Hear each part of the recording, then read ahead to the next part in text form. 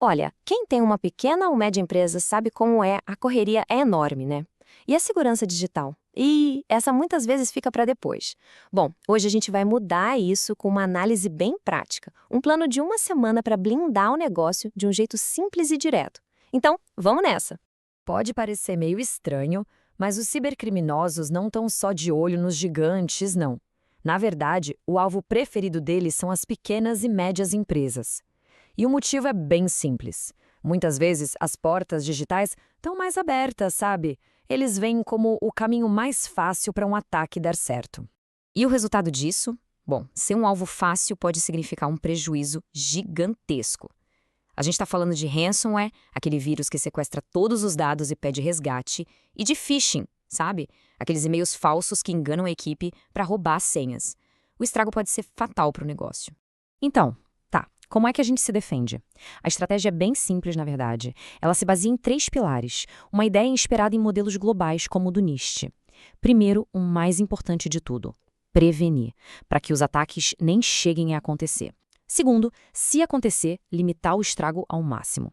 E terceiro, se o dano for feito, conseguir se recuperar o mais rápido possível. Todo o nosso plano vai seguir essa lógica. Vamos então montar o nosso kit de sobrevivência digital. E a boa notícia é que não precisa de um orçamento de multinacional, viu? São controles essenciais, de baixo custo e com um impacto enorme, recomendados por autoridades globais como a CISA e o NIST. O primeiro item do nosso kit, e talvez o mais importante, é a autenticação multifator, ou MFA. A situação é clássica, um login só com usuário e senha. O risco? Se essa senha for roubada, o invasor tem acesso total ao e-mail, aos sistemas, talvez até à conta bancária da empresa. A dica, reforçada pelo NIST e pela NPD aqui no Brasil, é clara. Ative o MFA. É uma camada extra de segurança, simples e muito eficaz. Controle número 2. Senhas fortes e únicas. A situação comum é usar senhas fáceis ou, pior ainda, repetir a mesma senha em vários lugares. O risco é óbvio. Um vazamento só expõe todas as contas da empresa de uma vez. A dica prática aqui é: use um gerenciador de senhas. Ele cria e guarda senhas super complexas e diferentes para cada serviço. Problema resolvido. Agora, vamos falar da rede de segurança, o backup. A situação perigosa é não fazer cópias de segurança dos dados com frequência. O risco? Um ataque de ransomware ou uma simples falha de um computador pode apagar absolutamente tudo.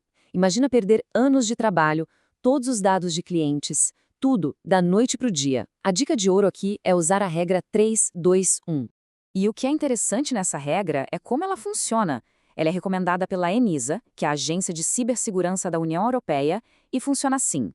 Primeiro, mantenha 3 cópias dos dados, a original e mais 2.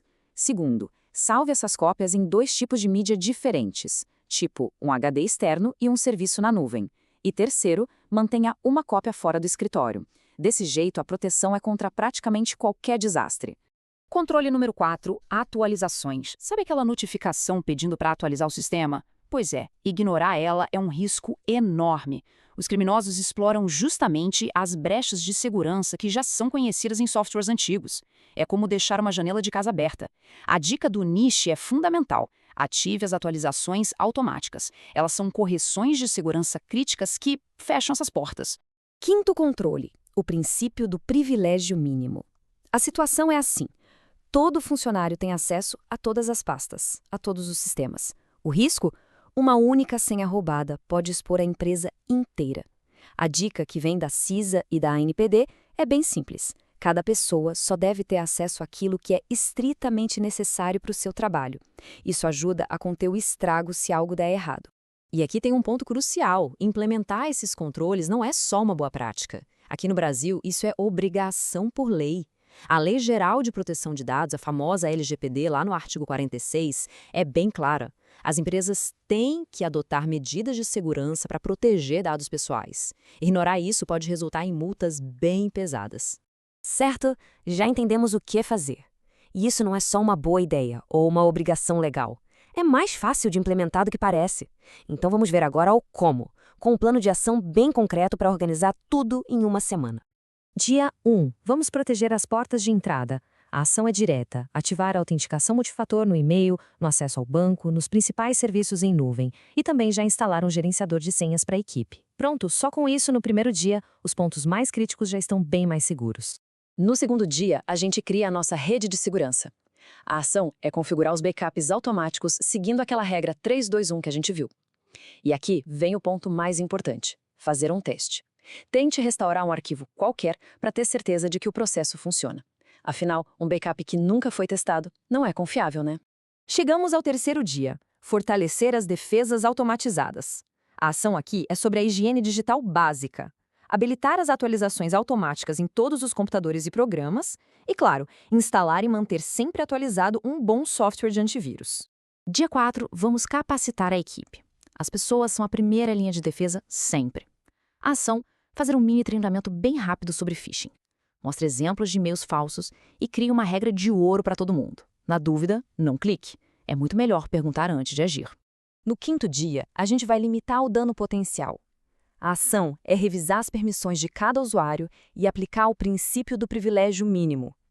E já aproveita para ativar o bloqueio de tela automático e a criptografia de disco em todos os notebooks. Isso protege os dados tanto online quanto no caso de perda ou roubo do equipamento. Dia 6. Conhecer o campo de batalha. A recomendação do NIST é clara. Não dá para proteger o que não se sabe que existe. A ação é criar um inventário simples de todo o hardware, software e dados críticos. E também dar uma olhada na segurança dos fornecedores, porque a vulnerabilidade deles pode acabar virando a da sua empresa. E chegamos ao sétimo dia: planejar para a crise. A ação aqui é proativa, desenhar um plano de resposta a incidentes de uma página só. A pergunta central é: se o pior acontecer, para quem a equipe liga primeiro? Ter isso definido evita o pânico e aqueles erros que custam caro na hora do aperto. Ufa, uma semana bem intensa, né? Mas o trabalho não acaba aqui. Segurança é um processo contínuo. Então, vamos consolidar tudo num checklist para o futuro? Então vamos lá, ative o MFA em tudo. Use um gerenciador de senhas. Automatize os backups com a regra 3-2-1. Mantenha os sistemas sempre atualizados. Treine a equipe, limite os acessos e tenha o plano de incidentes à mão. Esse é o novo mantra de segurança. Mas e se, mesmo com toda essa preparação, o pior ainda assim acontecer? É para isso que serve o plano de uma página. Esse modelo, inspirado nos guias do NIST, é vital. Nele tem que ter o contato do responsável do negócio, do suporte técnico, do advogado, do banco. Ter essa informação organizada e pronta é o que permite uma resposta rápida e eficaz, minimizando o prejuízo na hora da crise. E para fechar, fica uma reflexão. Proteção digital não é sobre buscar a perfeição, porque isso é impossível. É sobre estar preparado. Com esse plano de 7 dias, os primeiros e mais importantes passos foram dados. A jornada de segurança da empresa começou com o pé direito.